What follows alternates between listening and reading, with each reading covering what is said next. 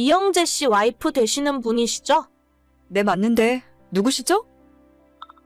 이영재 씨 아이를 갖게 된 사람이에요. 네? 그게 무슨 말이죠? 그쪽이랑 이혼하고 저랑 살겠다고 하네요. 어차피 아이도 없으신데 빠르게 도장 찍어주세요. 알겠어요. 일단 갈 때는 가더라도 받을 건 다 받고 가야겠네요. 위자료나 톡톡히 준비해놔. 벌써 1년 전 일이네요. 저는 작년에 2년 동안의 결혼 생활을 끝내고 남편과 긴 소송 끝에 이혼하게 되었습니다. 남편은 저 몰래 회사에서 바람을 피우고 있었고 결국 그 사람과의 사이에서 아이까지 생겨 이혼을 요구하더라고요. 처음엔 이 상황이 믿기지 않았고 꿈만 같았습니다. 여자로서 수치심도 들고 내가 뭘 잘못해서 쫓겨나야 하는지 하염없이 눈물만 흘렀어요. 끝까지 저한테 사과 한마디 없는 남편은 상간녀가 저한테 연락해오던 그날 이후부터 더 이상 집에 들어오지 않았고 아마도 상간녀와 함께 살림을 차리고 사는 것 같았습니다. 시댁은 애초에 자기 아들 말이라면 껌뻑 죽는 분들인데다 아이 문제 때문에 한참 마찰을 겪던 시기였기 때문에 상간녀가 아이까지 생긴 이상 저는 완전 찬밥 신세였죠. 처음에는 창피해서 친정의 말도 제대로 못했는데 일주일 가까이 지나서 어렵사리 친정엄마에게 이야기를 꺼냈더니 너 지금 거기서 뭐하고 있냐고 당장 정리하고 들어오라고 하셔서 바로 이혼 절차를 진행하게 되었습니다. 대놓고 저를 기만하고 바람을 핀 것도 모자라 상간녀와 애까지 생긴 이 마당에 제가 곱게 도장 찍고 나가줄 이유는 전혀 없었고 남편과 겨우 2년 살았지만 재산분할과 양쪽 바람 피운 두 놈들에게 위자료까지 톡톡히 청구했어요. 야, 너 끝까지 이럴 거야? 옛날 같았으면 애 안 낳는다고 했을 때 진작 소방 맞고 집에서 쫓겨났어. 마지막까지 추잡하게 굴지 말고 빨리 도장 찍고 사라져. 제가 왜요, 어머니? 제가 언제 애 안 낳겠다고 한 적 있어요? 지금은 상황이 여유가 없으니까 딱 2년만 더 있다가 갖겠다고 말씀드렸잖아요. 그게 어디 네 마음대로 되는 일이니? 2년 후면 너도 나이가 34인데 그때 가서 애를 낳을 수 있을지 없을지 네가 어떻게 장담해? 됐으니까 어디 너 하고 싶은 대로 해봐. 네가 달라는 그 돈 받을 수 있나 어디 두고 보자.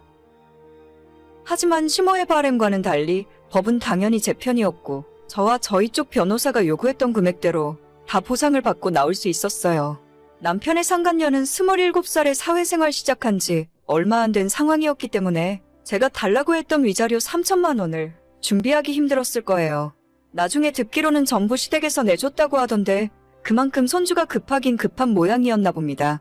이혼한 마당이지만 전 남편 이야기를 하자면 아는 지인의 소개로 만났고 180이 훌쩍 넘는 훤칠한 키에 30대 중반이라곤 보이지 않을 정도로 깔끔한 동안의 얼굴이에요.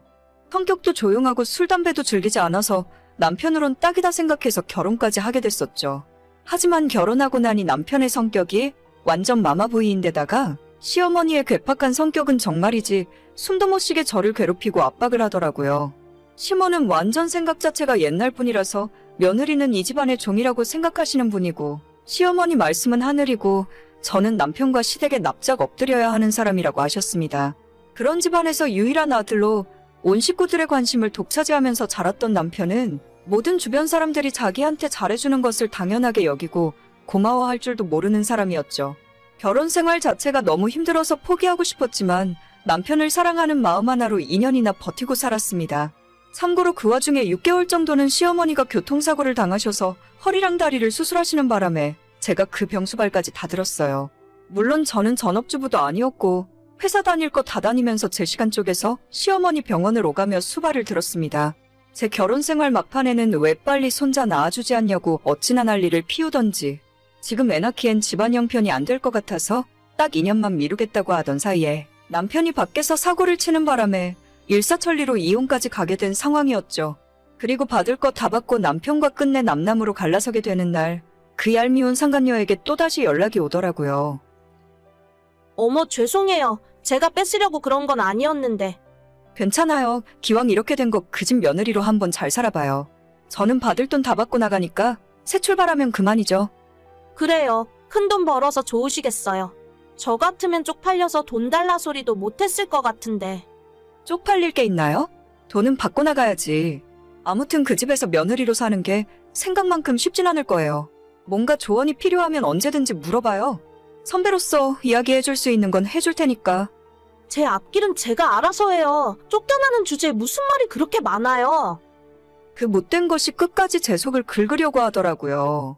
하지만 이미 이렇게 된 마당에 차라리 잘 됐다 싶었습니다. 처음에는 슬프고 힘들었지만 이젠 제 인생의 두 번째 기회라고 생각하고 당당하게 잘 지내는 모습을 보여주는 것이 복수하는 길이란 생각으로 더 잘 먹고 열심히 일하면서 잘 살고 있었죠. 물론 마음의 상처는 다 아물지 않아서 얼마 전까지도 전 남편 생각만 하면 화가 치밀어 오르고 심호만 생각하면 자다가도 치가 떨릴 지경이었습니다.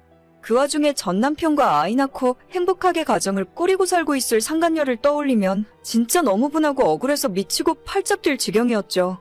시간이 지날수록 점점 더 잊혀지고 제 현실에 집중하게 되면서 나아졌지만 그래도 마음 한구석에는 내가 문제였을까 하는 생각이 들면서 우울해지곤 했어요. 하지만 얼마 전에 뜻밖의 연락을 받고 그 뒤로부터는 두 다리를 쭉 뻗고 편하게 자고 있습니다. 저는 이혼하고 난 뒤로는 친정에서 부모님들과 함께 지내는데 그날도 일찍 퇴근해서 부모님과 저녁 먹고 집 앞 공원에서 산책을 하고 돌아왔어요. 저녁 10시쯤 되어서 씻고 제 방 침대에 누워서 잘 준비를 하고 있는데 거의 1년 만에 반가운 이름이 제게 카톡을 보내더라고요. 언니, 잠깐 저랑 이야기 좀 할 수 있어요? 무슨 일이에요? 우리가 이렇게 카톡 주고받을 사이는 아닌 것 같은데. 이런 사람이랑 살면서 어떻게 2년 동안 버티고 살았어요? 나 진짜 미치겠어요. 어떡하면 좋아? 왜요? 무슨 일이라도 있어요? 아니, 애 낳고 난 뒤로 매일같이 시어머니가 우리 집에 있잖아요. 아침부터 저녁까지 하나하나 잔소리하고 힘들어 죽겠는데 그 와중에 새벽에 일어나서 남편 아침밥 해주라 하고 시댁에 뭔 일이 있을 때마다 불러서 일 시키는데 나 진짜 이러다 미치겠어요. 내가 그때 경고했잖아요. 그 집안 며느리 생활 쉽지 않을 거라고. 진짜 이 정도일 줄은 저도 몰랐죠. 남편은 자기 엄마 말이라면 무조건 맞는 말이라 하고 저는 이 집안에서 숨도 제대로 못 쉬고 살아요. 애가 아직 돌도 안 지났는데 이혼할 수도 없고 진짜 어쩌면 좋아요. 그쪽이 선택한 길이니까 한번 잘해봐요. 혹시 알아요? 살다 보면 적응해서 즐기면서 살게 될지. 언니가 그냥 이 집에 다시 들어와서 살면 안 돼요. 나 진짜 미치겠어. 어쩌면 좋아. 전 남편도 아니라 상간녀에게 다시 연락을 받을 줄은 꿈에도 몰랐습니다. 연락 끊고 난 뒤에 침대에 가만 누워서 생각을 해봤는데 기분이 나쁘다기보다는 너무 웃기고 통쾌한 기분이 계속 들더라고요. 지옥 불구덩이에 자기 발로 걸어 들어오는 줄도 모르고 끝까지 기고만장해서 저를 놀리던 그 모습과 1년 후에 지금의 모습이 비교되면서 더 즐거웠습니다. 저는 그 집안에서 더 더럽고 험한 꼴까지 다 보고 이혼했어요. 2년 동안 시집살이 당할 만큼 당하고 심호수발 남편 수발 닫으면서도 제 몫의 일을 해야 했기 때문에 사회생활하며 돈까지 벌어와야 했었죠.